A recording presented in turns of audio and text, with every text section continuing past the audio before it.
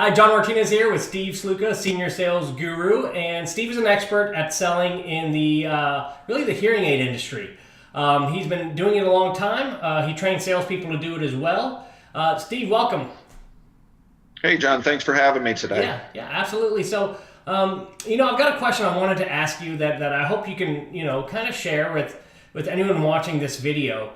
In any type of sale, price is an issue, right? Price is always an issue. And with something like hearing aids, I know there's a really big delta in between price points, from the highest to the lowest.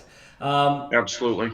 So I'm going to assume you run into the situation all the time where maybe what's best for a person might not actually be within their budget. So the question I have for you is how in the heck do you deal with that? Where do you go after that? Well, John, as we've discussed before, my opinion is I want to help everybody to hear better. So after asking all of the questions, finding out their lifestyle, the technology level that's going to fit their lifestyle and their hearing loss, you make the presentation to them or their recommendation, and then they simply can't afford it. My response is always, well, remember at the beginning when I first said to you, I don't care if you spend $1 or 10,000 with us, I just want you to hear better. Now, the one that I recommended is going to fit your lifestyle better than any other ones, but it may not fit your budget. So now my job is to make sure that we're going to fit a hearing aid into your budget that's going to help you to hear better, that's going to fit your hearing loss, and do as many things for your lifestyle as possible.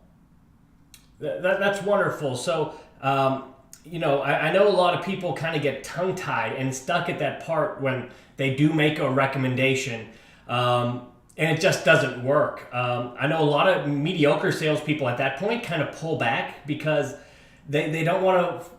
They really don't want to be pushy, and they don't want to feel like they're pushing someone into something different or pushing for a sale. So when you have to do that and kind of take down the recommendation or go a different way, how in the world do you do that and avoid, number one, you feeling like you're being pushy, but making sure also that your client does not feel like they're being pushed in one way or the other?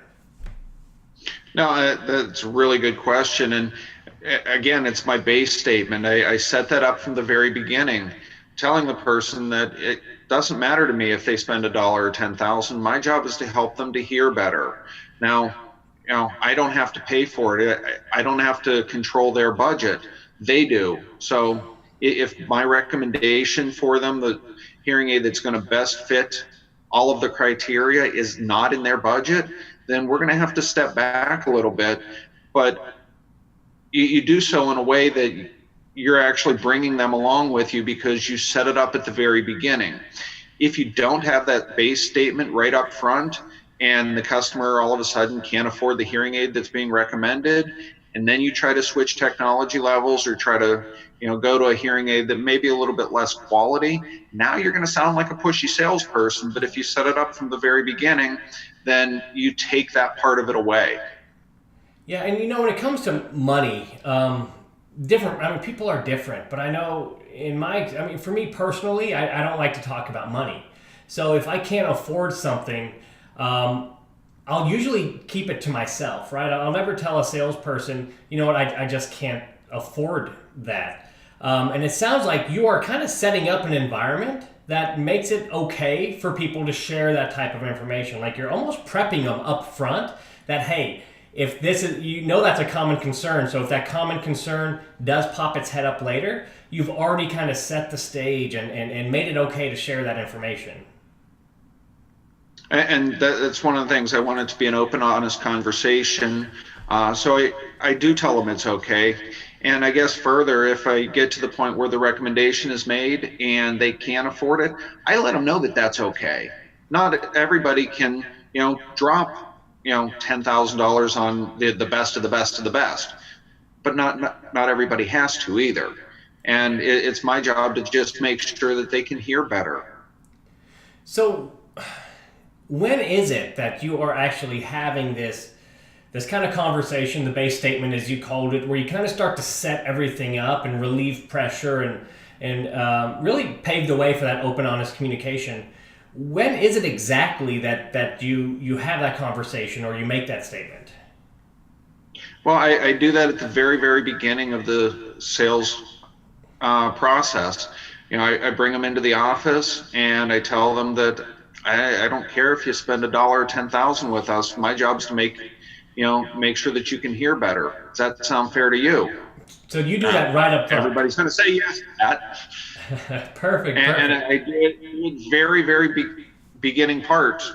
And you may have to reference back to that a couple different times during the sales process. But I think if you set it up in the very front end of it, it's what's going to set you up best for success. And you're going to be able to treat more customers that way.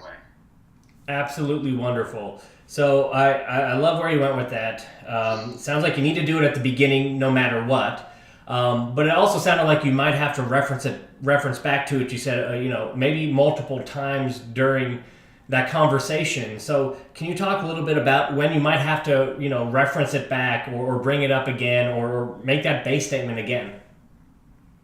Well, the first time is obviously if they can't afford whatever recommendation that you have for them. I always go back to it and I will repeat the base statement to them. So, remember, John, at the very beginning of this, I said to you, I don't care if you spend a dollar or 10,000 with us. I just want to make sure you're hearing better. You remember that, right?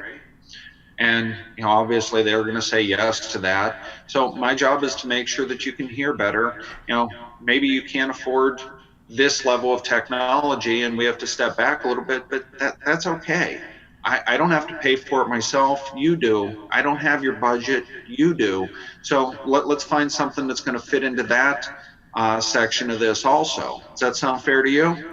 And maybe I make another recommendation to them that step down or two in technology, and they still can't afford that. I'm going to refer back to that base statement once again, and maybe we're looking at a refurbished hearing aid at that point.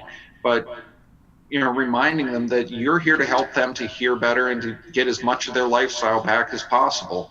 That's the most important thing, because if you're not treating the customer, you're not helping the customer. Well, Steve, it's really easy for me to see why you are the go-to guy when it comes to hearing aid sales. You know your stuff, and as always, I really appreciate you sharing some of these tips and strategies you have with me and everybody else. John, thank you for having me today.